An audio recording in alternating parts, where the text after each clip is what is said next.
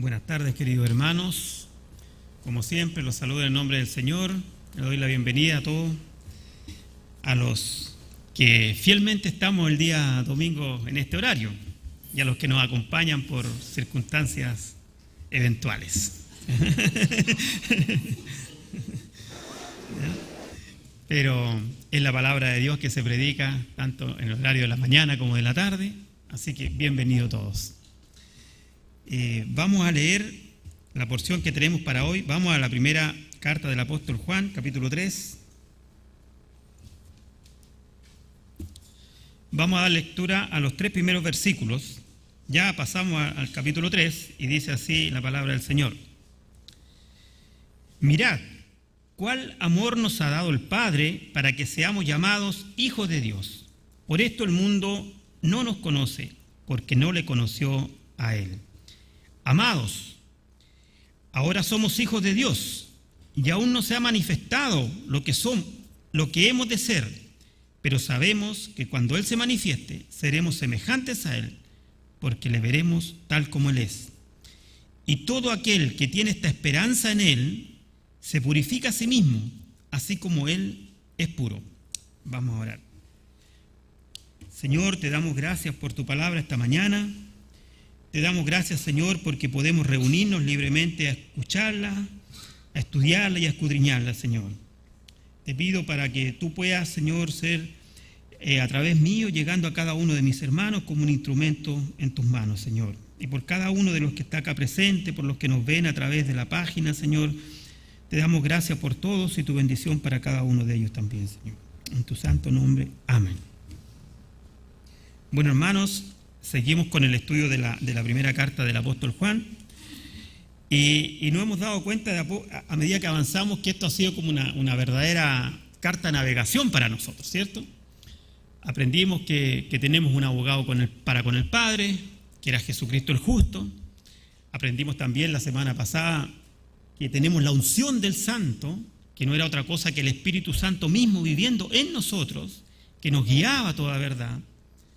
De a poco hemos ido escudriñando esta carta, hemos ido navegando, y hoy ya un poco más avanzado nos habla ya el apóstol, entra en tierra derecha de lo que es el amor de Dios, lo cual va a especificar y aclarar y extender más en el capítulo 4.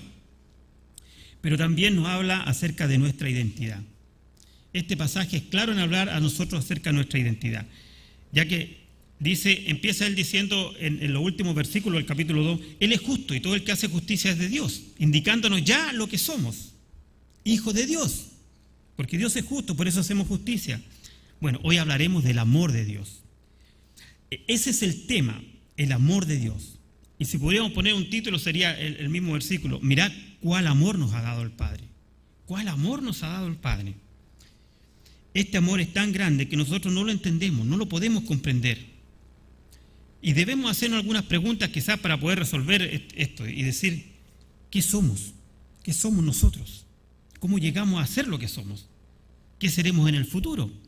También nos responde un poco este pasaje, ¿qué seremos en el futuro? ¿Cierto?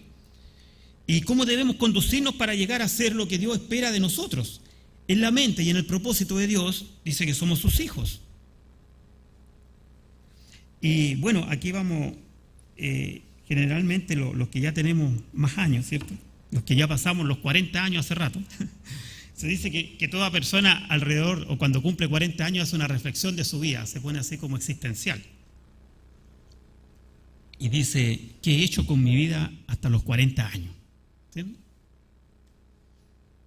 ¿Dónde estoy? ¿Para dónde voy? ¿Qué será de mi vida en 10 o en 20 años más? Es un ejercicio mental que hace la mayoría de las personas cuando está de cumpleaños, cumple 40. En su momento, los que ya, como les dije antes, pasamos esto hace bastante rato, quizás no hicimos tan bien. Y como hijos de Dios, mayormente, ¿quiénes somos? ¿Hacia dónde vamos? ¿Y cómo vamos a llegar hasta allá? ¿En qué forma llegaremos a la meta? Son preguntas que nos vamos a ir respondiendo. Y al ver nosotros estas preguntas, también debemos ver la importancia que tiene para cada hijo de Dios analizar nuestra conducta, que también veremos hoy. ¿Por qué decimos esto? Porque nosotros no podemos concluir que nos vamos a comportar de acuerdo a nuestra cultura, a nuestra idiosincrasia familiar, a nuestra nación, o no sé, pues, a lo que aprendimos en el colegio. Nosotros somos ciudadanos del cielo y Dios espera que nos tengamos que conducir de acuerdo a lo que somos, hijos de Dios, ciudadanos del cielo, que nos regimos por los estatutos del cielo, por la Carta Magna del cielo, ¿cierto? Que esta es la Carta Magna del cielo. Entonces, nosotros también debemos entender lo que realmente somos en la mente y propósito de Dios, como le decía antes, ciudadanos del cielo, eso somos. Hoy el apóstol Juan nos habla, y es mi intención transmitirles también lo que somos y lo que seremos. Por eso podemos declarar una verdad tan grande, que el amor de Dios hacia sus hijos no lo podemos describir, y es absolutamente incomprensible para el mundo. Es incomprensible para el mundo. Porque como decía el versículo que leímos, no lo conocen, no conocen a Él. Entonces, ¿cómo podemos vivir esta realidad tan inmensa? Bueno, los hijos de Dios tenemos la esperanza que nos permite ser llamados hijos de Dios. Leamos de nuevo el el versículo 1 dice: mirad cuál amor nos ha dado el Padre para que seamos llamados hijos de Dios. Por esto el mundo no nos conoce, porque no le conoció a Él. Entonces en este mundo nosotros pasamos a ser una persona extraña, diferente, porque no conocen a Dios. Porque si conocieran a Dios, nos conocerían a nosotros, que somos sus hijos. Es obvio, ¿no? Si hay un padre, hay un hijo. Eso somos, hermanos. El amor de Dios, acá en el original porque hay algunas otras versiones que dicen también, mirad cuán gran amor nos ha dado el Padre. Y es evidente que el amor de Dios es grande.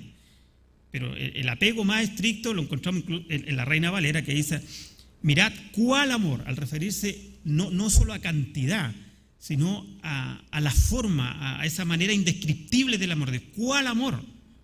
Me sigue la idea él dice, este es un amor tan grande, es tan extraordinario que yo no lo puedo describir.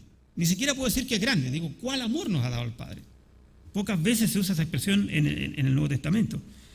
Entonces, Juan está interesado también en decirnos, mirad. O sea, es un imperativo, mirad cuán amor nos ha dado el Padre. Observen las manifestaciones de su amor. Vamos a ir viendo las manifestaciones del amor de Dios. Ya en el capítulo 2 anterior que estábamos estudiando la semana anterior, en el versículo 5, decía: pero el que guarda su palabra, en este verdaderamente el amor de Dios se ha perfeccionado. Por esto sabemos que estamos en Él, porque guardamos su palabra.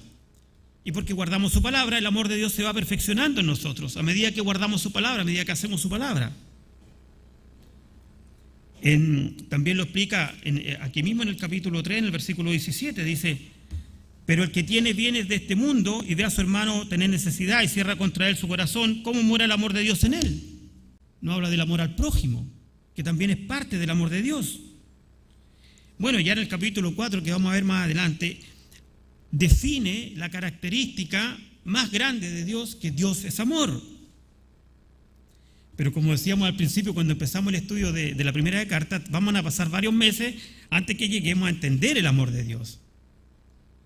Tuvimos que entender que en Juan no solamente Dios dice que es amor, Él dice que también si andamos en luz, dice, tenemos comunión los unos los otros, y la sangre de Cristo nos limpia todo pecado. O sea, también es nuestra propiciación, también es nuestro abogado ante el Padre. Esta clase de amor, o qué clase de amor, como les decía antes, no lo podemos definir en nuestro lenguaje, hermanos, porque es divino. Juan nos dice acá que el Padre nos ama. Fíjense usted lo que está diciendo él. Mirá cuál amor nos ha dado el Padre. Pero él no nos dice que, no, es verdad, Dios nos ama, pero lo que está diciendo aquí es que el Padre nos ha dado su amor. ¿Qué quiere decir esto? Que intencionalmente usa la palabra Padre en el sentido de que al darnos su amor nos permite vivir de acuerdo a ese amor. Por eso podemos amar al prójimo, por eso amamos a nuestros hermanos, por eso el amor de Dios está en nosotros.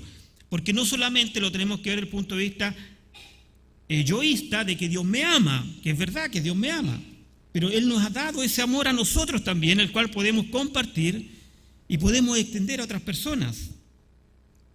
Ese es el amor, y este amor Dios no lo comenzó, hermano, cuando nos adoptó como hijos. Este amor es eterno. Dice que desde antes de la fundación del mundo Él ya nos había amado. Dice que es un amor eterno. Vamos a ir viendo más adelante, por ejemplo, vamos a Romanos capítulo 8.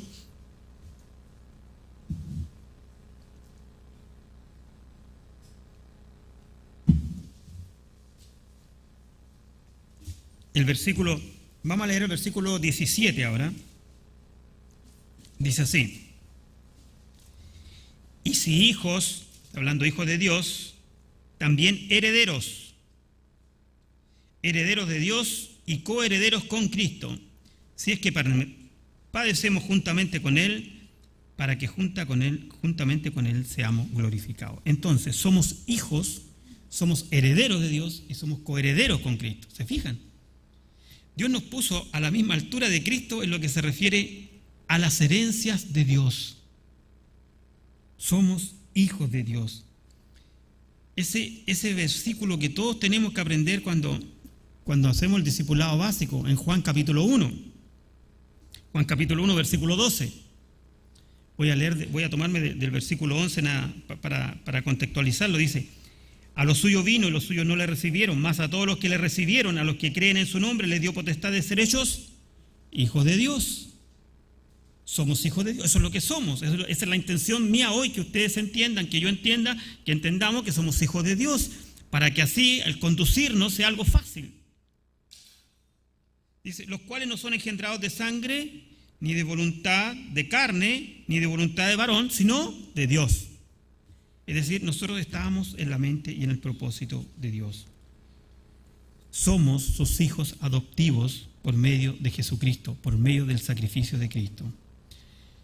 Y como tal, como hijos, disfrutamos de todos los derechos que tiene un hijo y todos los privilegios que tiene un hijo. Jesús dice que va a preparar un lugar para nosotros. Dice que en la casa de mi Padre, ¿qué dice? Hay muchos lugares. Voy a preparar lugar para ustedes.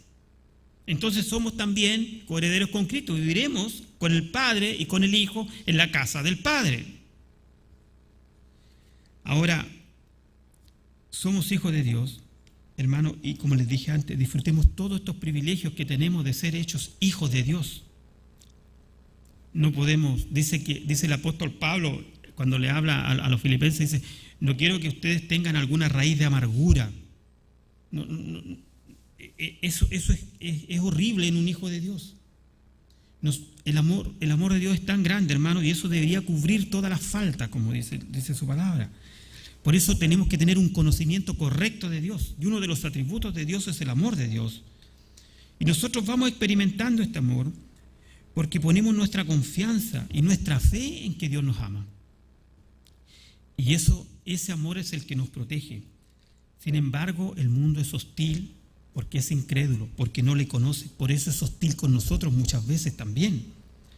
Los incrédulos no pueden entender. Dice Juan, porque no le conocen. Hay un pasaje que el propio Señor Jesús le dice a su... Vamos a Juan capítulo 16, por favor, a Juan.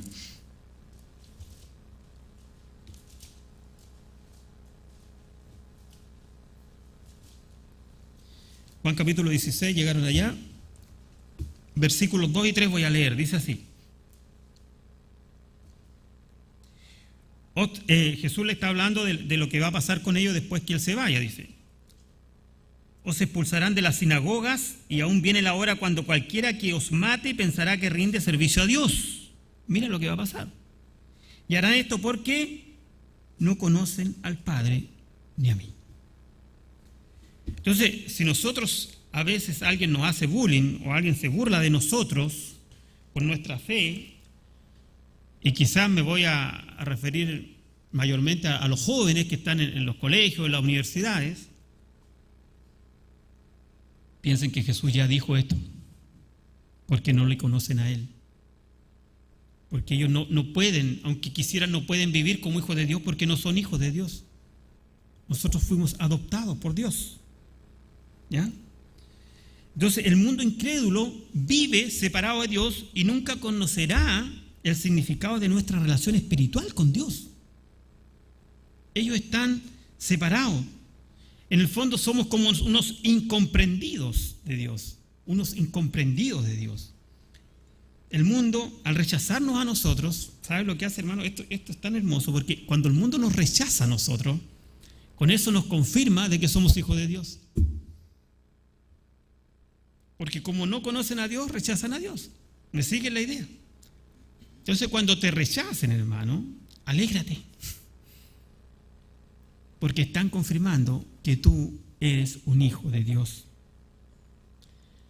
Pero ¿por qué muchas veces los hijos de Dios caemos en querer agradar al mundo? Incluso hasta la iglesia a veces hace show para el mundo, para que se sientan cómodos, para que se sientan como en casa. No, cuando algún inconverso llega a la iglesia tiene que sentirse que está en otro lugar, tiene que sentir que esta es la casa de Dios. Porque así como nosotros nos sentimos mal en el mundo de ellos, ellos se sientan incómodos acá, para poder impactarlos a ellos. Vamos a Romanos, para entenderlo también esto.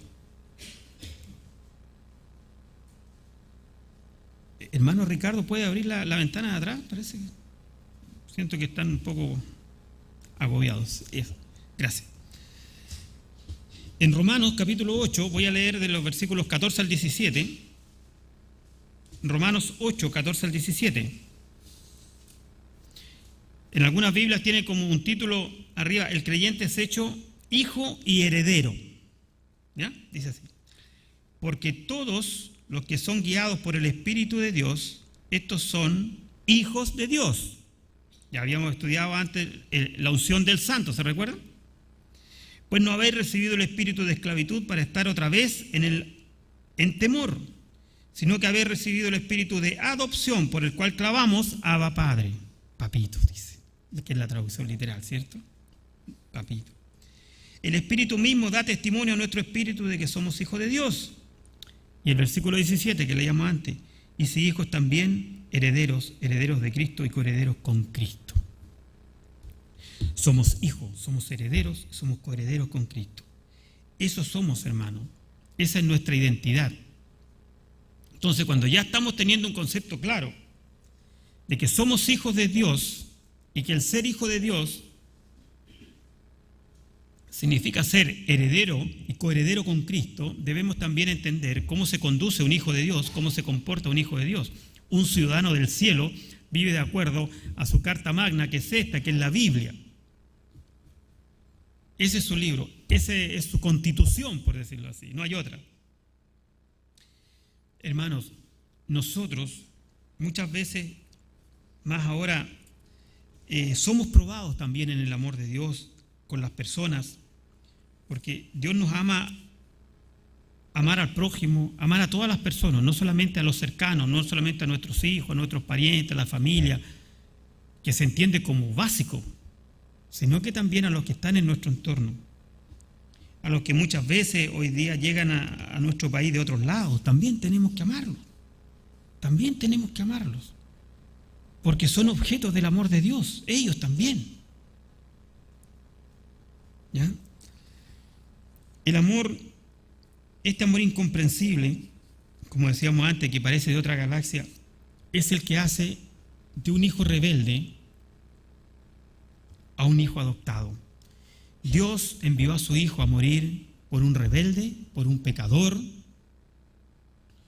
por un inadaptado, por un hombre malo. Se dice que la palabra misericordia, la traducción más correcta del idioma original, le dice compasión por un miserable. Eso éramos, hermanos. Y Dios nos amó con amor eterno. Y me amó cuando era rebelde, me amó cuando era ajeno a Dios, me amó cuando era blasfemo contra Dios, me amó cuando vivía sin Dios, y me amó cuando vine a los pies y a la cruz de Cristo. Porque el amor de Dios es eterno. Me amó antes. Y como lo dijimos una vez también, Si uno rebobina para atrás, dice, Señor, tú me salvaste de eso, ¿verdad? Tú estabas ahí conmigo cuando yo estaba en eso, cuando estaba en el lugar que no debía estar. Pero tú me atajaste, tú me cuidaste, tú me protegiste. Porque Dios nos ha amado eternamente, y eso es lo que debemos entender. Dios nos amó con amor eterno. Y Dios no está limitado a una cuarta dimensión, hermanos. Ese amor de Dios es desde antes, es desde el futuro, es de ahora, es de siempre. ¿O qué crees tú? ¿Que Dios no sabía que después de convertirte al poco tiempo te ibas a caer? Como decimos nosotros los cristianos. ¿O qué crees? ¿Que Dios no sabía que ibas a cometer ese pecado? ¿O te ibas a desviar? Dios lo sabía, pero te amó igual. Amó a un rebelde. Muchas veces decimos, ¿alguno de nosotros entregaría a su hijo por otro? ¿Por un pecador, por un rebelde, por uno que es contrario a mí? Ni siquiera me atrevo a hacer la pregunta. Pero Dios envió a su hijo a morir por un rebelde. Nosotros, hermanos, muchas veces tenemos conceptos también equivocados. Porque cuando vemos la disciplina de Dios en nuestras vidas, muchas veces hay intenciones de rebelarse, de renegar incluso, sin entender la importancia de la disciplina de Dios en nuestras vidas. Vamos a Hebreos capítulo 12.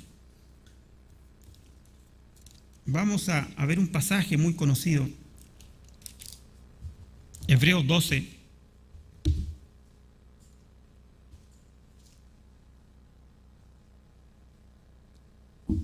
Versículos 7 y 8 dice así: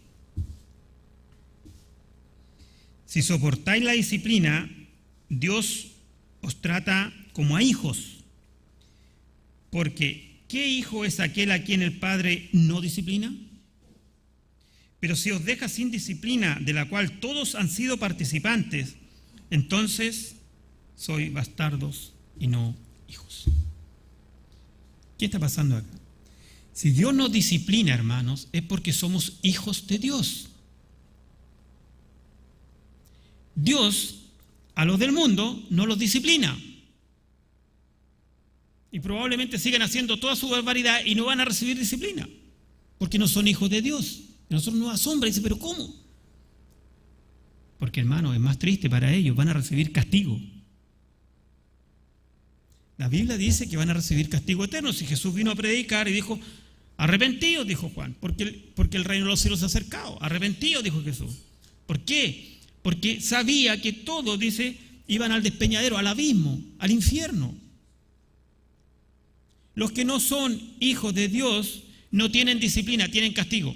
Nosotros tenemos disciplina, ¿saben por qué, hermano? Porque el castigo se lo llevó Jesucristo en la cruz. Cuando Él murió en la cruz del Calvario por nosotros, Él fue crucificado y fue castigado por nosotros. Él llevó nuestras rebeliones, dice el apóstol, Él llevó nuestros pecados en la cruz, el madero.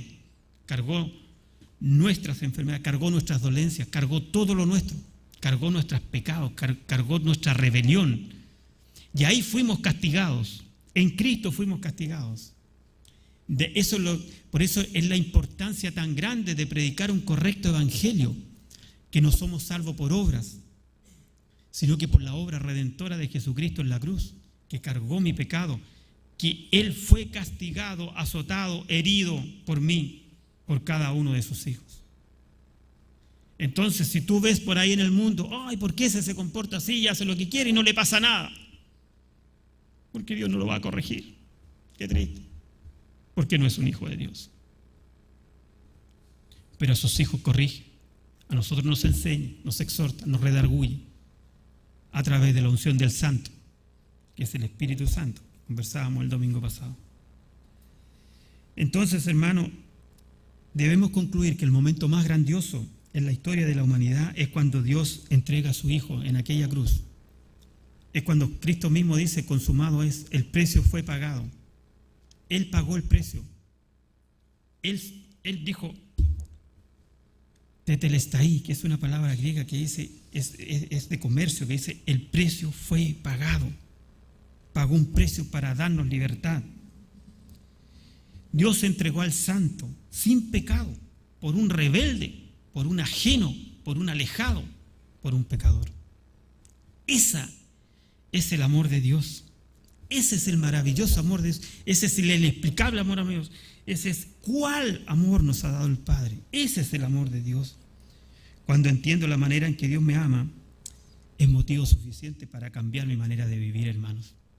Y ya no juego más al evangelio, ya no juego más al cristiano, entre comillas, sino que transformo en un hombre consagrado a Dios, en una mujer consagrada a Dios. En este amor de Dios es el que permite que nosotros, como hijos, podamos levantarnos del lodo. Dice que el hijo pródigo estaba en el lodo y comía algarroba con los cerdos, ¿cierto? Pero un día entró en razón y dijo: iré a la casa de mi padre, volveré a la casa de mi padre. Sí, hermanos, Dios mismo es el que pone ese amor en nosotros, que puso en el hijo pródigo, el que pone en nosotros. Él es el que calma la tempestad. Allá en la barca, en medio del mar, Él es el que calma la tempestad. Hay un salmo maravilloso, que es el Salmo 103. Lo podemos ir a buscar. Salmo 103.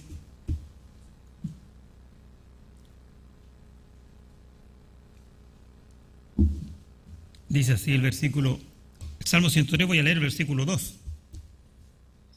Dice: bendice, alma mía, a Jehová, y no olvides ninguno de sus beneficios. Él es quien perdona todas tus iniquidades, el que sana todas tus dolencias, el que te rescata del hoyo de tu vida, el que te corona de favores y misericordia, el que sacia de bien tu boca, de modo que te rejuvenezcas como el águila. Versículo 8 dice: misericordioso y clemente Jehová, lento para la ira y grande en misericordia. Nos disciplina, hermanos, pero el Señor es misericordioso. Él es el que nos sacia de favores, el que sacia de bien tu boca. Él es el que nos sustenta, el que nos sostiene. No olvidemos eso, hermanos. No olvidemos nunca los favores de Dios para con nosotros también. Ahora, ocurre algo, y debo advertirlo. A medida que comienzas a parecerte a Dios, que tu carácter se va transformando al carácter de Cristo, que tu personalidad va siendo de acuerdo a lo que Dios tiene para ti, el mundo comienza a rechazarte. Ya no eres el chiche de la fiesta. ¿Ah? Ya no eres el alma de la fiesta, como eras antes. Ya deja de ser el que contaba los chistes. Esos chistes que se contaban antes. El mundo empieza a rechazarte porque comienzas a parecerte a Dios, y porque el mundo no conoce a Dios, te rechaza. Así de simple. Es como un axioma matemático, pero así de simple. Te rechaza. Y lo que nos dice la palabra de Dios, volvamos a Primera de Juan. Primera de Juan dice, nos empieza, ya vimos un poco lo que somos, ¿cierto? Somos hijos de Dios.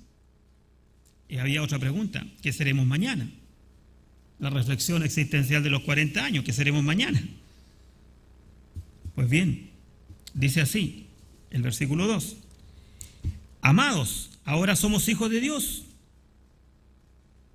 Eso dice. Y aún no se ha manifestado lo que seremos, debemos de ser. Es decir, somos hijos de Dios, pero hay algo más, dice. Dice que sabemos que cuando Él se manifieste, se refiere a Jesucristo, seremos semejantes a Él, porque en Él, porque le veremos tal como Él es. Entonces aquí hay un misterio grande. Primero quiero aclarar esta palabra cuando Él dice amados. Amados no se refiere solamente a que son amados por Juan, lo que sí es verdad, Juan los amaba, eran sus hijos amados, siempre le dice amados, sino que se refiere también a que son amados por Dios, que es mucho más importante y más grande, y también, como les dije antes, eterno, son amados por Dios. Por eso él usa esa palabra, amados, o es lo mismo que decir amados de Dios. ¿Ya? Amados de Dios. Ahora somos hijos de Dios y aún no se ha manifestado lo que hemos de ser. O sea, aún, si bien somos hijos de Dios, aún no está completo esto, no se ha completado en nuestra vida lo que seremos. Seremos iguales a Él, dice, o semejantes a Él. Ya en esta vida terrenal nosotros podemos reclamar para nosotros mismos el derecho de ser hijos de Dios, y somos hijos de Dios. Y como hijos de Dios decíamos que en una familia hay hijos adoptados y hijos que son nacidos en el matrimonio, pero ambos ante la ley tienen los mismos derechos y los mismos privilegios. Son iguales ante la ley, ante la sociedad, ante todo el mundo. No hay distinción entre uno y otro. Y herederos y coherederos con Cristo. Y dice que estos amados o amados de Dios es porque el Padre nos ama. Tan simple como eso, el Padre nos ama. Fíjense que ahí en Primera de Juan dice, lo que era desde el principio, me remití al capítulo 1, lo que era del principio, lo que hemos visto, lo que hemos oído con nuestros ojos, lo que hemos contemplado y palpado en nuestras manos tocante al verbo de Dios, y testificamos o anunciamos la vida eterna en la cual estaba con el Padre y se nos manifestó. Somos hijos de Dios porque se ha manifestado a nosotros la vida eterna. Dios nos ama. Él nos ha amado eternamente. Y algo que, repito, si lo dije antes, la vida eterna no comienza cuando te vas al cajón. Comienza cuando creíste. Decíamos que en ese momento llega a morar a tu vida, a mi vida, Dios Padre, Dios Hijo y Dios Espíritu Santo. Y desde ese momento tenemos vida eterna. No debemos esperar la muerte para que alguien diga, tú sí, tú no, tú para allá, tú para acá, tú un ratito, un lugar que yo tengo para ti para que te purifique, después pasas para allá. Todo eso, hermanos, no existe en la palabra de Dios. No existe en la palabra de Dios, en el manual de vida que Dios nos entregó. Él nos dice que la muerte y después el juicio, pero nosotros tenemos vida eterna, la cual comienza desde cuando creímos. Por eso es que es imposible que el Hijo de Dios deje de ser un Hijo de Dios. Y los que pregonan que la salvación se pierden es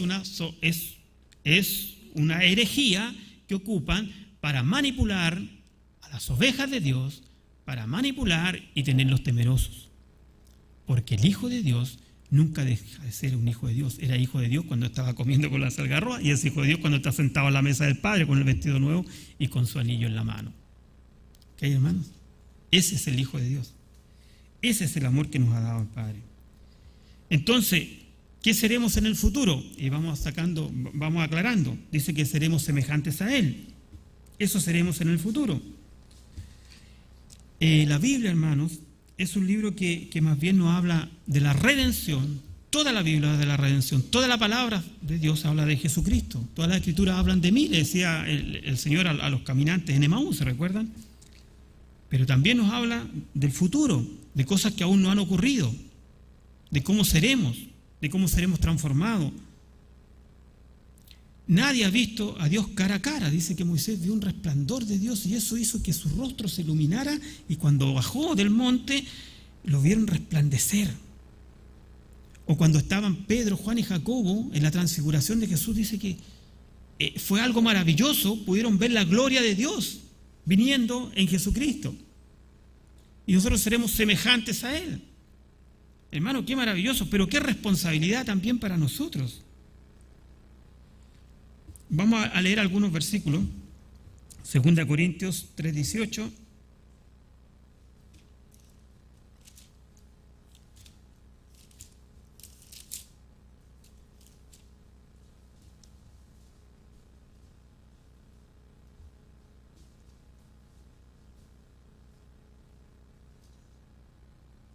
Dice así: por tanto, nosotros todos, mirando a cara descubierta, como en un espejo, la gloria del Señor, somos transformados de gloria en gloria en la misma imagen como por el Espíritu del Señor. Hermanos, somos transformados porque es verdad que tropezamos, que caemos, por la lucha que dice el apóstol Pablo, también que tenemos todos los hijos de Dios, pero somos transformados de gloria en gloria a la imagen de Dios. Pienso y me atrevo a decir que todo hijo de Dios hoy día se parece más a Dios que hace un par de años atrás. Quizá no estamos en el umbral que quisiéramos nosotros mismos, pero sí debemos, digo responsablemente, que todos los hijos de Dios vamos avanzando de gloria en gloria. Vamos cada día siendo más parecidos a Dios. Por eso es que no debemos nunca nosotros quedarnos con ese espejo retrovisor, como decía un libro, que hace Satanás para decirte, mira, eso eras tú, mira, y ahora te las vienes a dar de santo. No. No soy ni santurrón, ni soy nada de eso. Dios me tomó, Dios me salvó, Dios me amó a mí primero. Yo no le amé a Él, Él me amó, Él me buscó, Él me arrastró a Cristo. ¿Me entienden? Y lo que pasó atrás, Dios lo perdonó, lo tiró en el profundo del mar. Y dice que tenemos a Jesucristo el justo, el cual perdona todos nuestros pecados. Y es fiel y justo. Así que, hermanos, nosotros somos transformados. Filipenses también habla un poco de lo mismo. Vamos a Filipenses. Filipenses capítulo 3, versículo Filipenses 3, 21, dice así: el cual transformará el cuerpo de la humillación nuestra para que sea semejante al cuerpo de la gloria suya, por el poder con el cual puede también sujetar a sí mismo todas las cosas. Hermano, cuando leo estos versículos realmente yo me asombro y digo, ¿logramos dimensionar esto? ¿Logramos entender qué seremos? ¿Transformados a la gloria de Dios? Si cuando Pedro, Juan y Jacobo estaban con Jesús, dice que estaban asombrados. Lo único que querían era que ese momento no terminara nunca. Y es más, cuando vieron a Elías, ¿se recuerdan? Dice, hagamos una enramada, quedémonos aquí, que esto no termine nunca. Hermanos, hoy día conversábamos el domingo anterior que tenemos también la unción del Santo, que es el Espíritu Santo. Un enfoque correcto del Espíritu Santo es el que nos lleva a nosotros a orar con Dios, porque no sabemos ni siquiera cómo pedirle a Dios. Pero ese Espíritu que vive en nosotros es el que nos ayuda, el que habla por nosotros, el que intercede por nosotros. Y si nos portamos mal, dice, doble protección. Tenemos a Jesucristo, el justo, abogado con el Padre.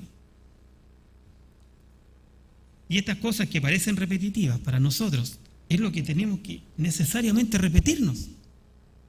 Porque si el apóstol lo hace, ¿cómo no lo vamos a hacer nosotros, que no somos apóstoles? Entonces algún día, hermano, veremos su rostro, veremos la gloria de Dios y nosotros mismos seremos transformados a la imagen de Jesucristo. Por eso es que debemos ocuparnos en nuestra salvación, como dice el apóstol, con temor, considerando una esperanza, que es la esperanza que nos purifica. Y si vamos a ver el último versículo que leíamos del capítulo 3, hoy, el versículo 3 dice, y todo aquel que tiene esta esperanza en Él, en Jesucristo, ¿cierto?, se purifica a sí mismo, así como Él es puro. Hermano, el apóstol acá nos está diciendo, bueno, todo viene de Dios, sabemos que todo viene de Dios, es el que produce en nosotros el querer como el hacer. Pero también hay una parte que nosotros tenemos que irnos purificando. Nosotros, así igual que Daniel, como dijo en un momento, y propuso en su corazón no contaminarse con la comida del rey, nosotros también debemos procurar en nuestro corazón no contaminarnos con las cosas del mundo. Algunos sábados anteriores leíamos del mundo y decíamos, no améis al mundo ni las cosas que están en el mundo. El que ama el mundo es enemigo de Dios. Yo no me puedo guiar por los parámetros del mundo. No puedo medirme como exitoso o no según los parámetros del mundo. No me corresponde. Porque yo no pertenezco al mundo. Tengo una ciudadanía en los cielos. Los parámetros de éxito, entre comillas, se miden de otra manera. Entonces, dice acá que ¿cómo vamos a enfrentar? ¿Cómo enfrenta el creyente el futuro? Vamos a la última pregunta que nos hacíamos. ¿Ha recibido el cristiano, todo hijo de Dios, hemos recibido una promesa de una completa restauración, una restauración completa de este cuerpo corruptible? Este cuerpo dice que va a ser como la semilla que muere, dice, al caer a la tierra, que es corruptible, y va a volver incorruptible. Cuerpo corruptible, sepultado, un cuerpo corruptible, vuelve en cuerpo incorruptible. No me pidan que lo defina o que lo describa porque realmente, hermano, no lo sé. Porque no lo he visto. Y nadie lo ha visto. Solo Dios sabe. Porque como dice el apóstol, porque cosas que ojo no vio ni oído yo, son las que Dios tiene preparadas para los que le aman. Cosas que no han subido a un corazón de hombre que no nos podemos imaginar. Van más allá de nuestra imaginación, de lo que somos capaces de describir.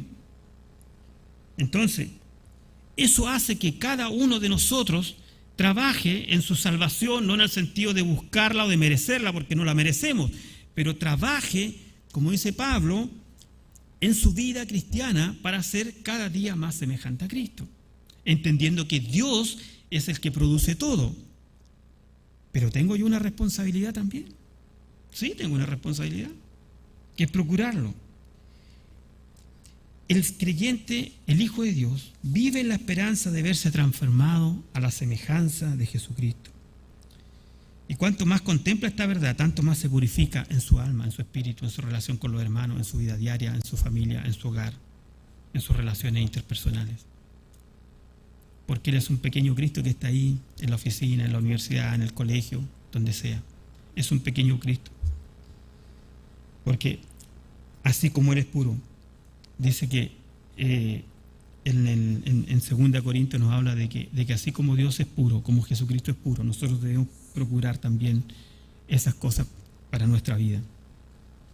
Aquí en primera de Juan, volviendo a primera de Juan, en el versículo 7, dice: pero si andamos en luz, como Él está en luz, se refiere a Jesucristo, tenemos comunión unos con los otros, y la sangre de Jesucristo, su Hijo, nos limpia de todo pecado. Hermano, eso es sumamente importante, porque como también explicábamos tiempo atrás, es inevitable que nos ensuciemos los pies cuando caminamos en estos caminos polvorientos. Eso es imposible. Pero Él nos limpia de todo pecado, porque dice que si confesamos nuestros pecados, Él es fiel y justo para perdonarnos todos nuestros pecados y limpiarnos de toda maldad. Y esta esperanza que tenemos, hermano, no es una probabilidad estadística. No es de eso que se enseña cuando ustedes estudian estadística, ¿ya? La probabilidad de ocurrencia, no es eso. Es una certeza, porque viene de Dios. Cuando Él dice que seremos a semejanza de Jesucristo, no es una probabilidad. No es esa esperanza estadística, que es una probabilidad, ¿ya? Que atribuye ciertos porcentajes a cosas o a variables. No es lo mismo, no está sujeta a variables de cómo me comporte, de cuánto hago, cuánto no hago, cuánto dejo de hacer, a qué hora me levanto. No es eso. Esta esperanza no es esa esperanza probabilística. Esta esperanza es una certeza de Dios. Es la certeza que tenemos, y por eso ese rol activo en la santificación es nuestro. Por nuestra esperanza que tenemos, nosotros debemos tener un rol activo en nuestra vida de santificación. Nosotros debemos ser parte de eso, debemos trabajar en eso. El salmista decía: oh, cuánto amo tu ley, Señor, cuánto amo tu ley. Y Jesús mismo dijo: el primero y gran mandamiento es: amarás al Señor tu Dios con todo tu corazón, con toda tu alma y con toda tu mente. Entonces, díganme ustedes, ¿por qué muchas veces traicionamos a Dios? Quiero pensar que es porque no hemos desarrollado una amistad, una intimidad con Dios. Porque en la medida que tú te haces más amigo de una persona, en la medida que eres más cercano de esa persona, pues no lo vas a traicionar. ¿Un hijo traicionaría a su padre? ¿Hay algún hijo acá que traicionaría a su padre? Creo que no. Porque hay una relación de vida entre los dos. No vas a traicionar a tu esposa, a tus hijos, a tu esposo. ¿Por qué no? Porque hay una intimidad, hay un conocimiento, hay una relación. Hay algo que evita eso. Cuando la relación se deteriora, pueden las traiciones. Entonces, si yo no quiero traicionar a mi Dios, me voy a conducir de una manera tal que cada día viva en más intimidad con mi Dios, más cercano a Él, más apegado a Él, cosa que no lo pueda traicionar, porque Él no me traiciona. Él permanece fiel, Él es eterno, porque me amó con amor eterno. Como decíamos antes, me amó cuando comía con los cerdos y me ama ahora que me ha puesto un anillo en su mano. El apóstol Juan, como ya para ir terminando, nos enseña en esta primera epístola una doctrina fundamental, que es la característica y el atributo más grande de Dios, que es el amor. Dios es amor. Ya después de 2 meses de estar enseñando esta carta, podemos decir que Dios es amor, y lo vamos a ver cuando pasemos al capítulo 4. Dios es amor. Cuando el hombre es receptor del amor de Dios, también debe reflejar este amor. Decíamos que este amor que se refleja en nosotros, que nosotros somos como Dios es el sol y nosotros la luna que reflejamos el amor de Dios. Nosotros no generamos amor por sí mismos, nosotros reflejamos el amor de Dios, ese amor que Dios nos dio. El amor, hermanos, no es algo privado, el amor no es algo pasivo, el amor no es algo abstracto, el amor es explícito, el amor es activo.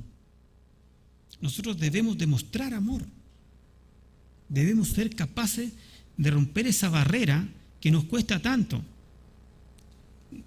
Nosotros, muchas veces se decía que nosotros los chilenos éramos como los ingleses de Sudamérica, porque éramos los menos expresivos que habían.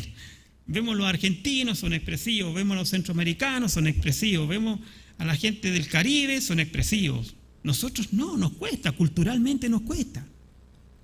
Pero como dijimos al principio, debemos conducirnos como hijos, como ciudadanos del cielo, no de acuerdo a nuestra cultura. El amor tenemos que expresarlo, tenemos que manifestarlo. Hermanos, debemos entender que en este mundo los cristianos somos diferentes.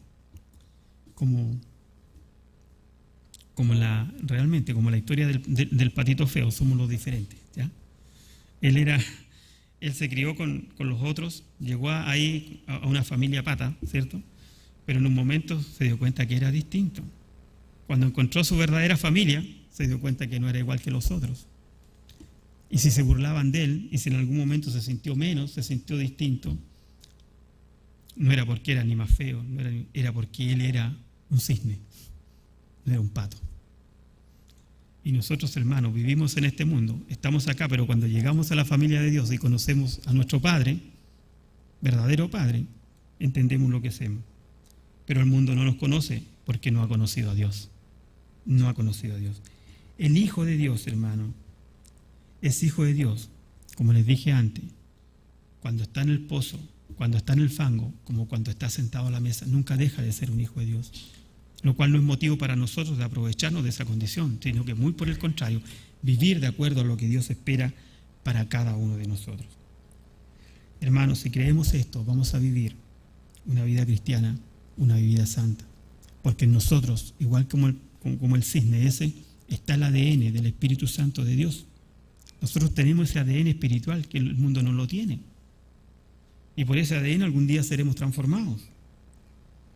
Y si creemos realmente de todo corazón, como les dije esto, vamos a vivir una vida cristiana como aquel que tiene esa esperanza, esa certeza, que camina en luz, que camina en la luz y comienza desde ahora a vivir como es, un hijo de Dios, un hijo del Rey de Reyes, del Señor de Señores. Aquel que era rebelde y que Dios envió a su Hijo a una cruz a morir por él, cosa que, como quedó claro, ninguno de nosotros sería capaz de hacer, pero Dios lo hizo por amor.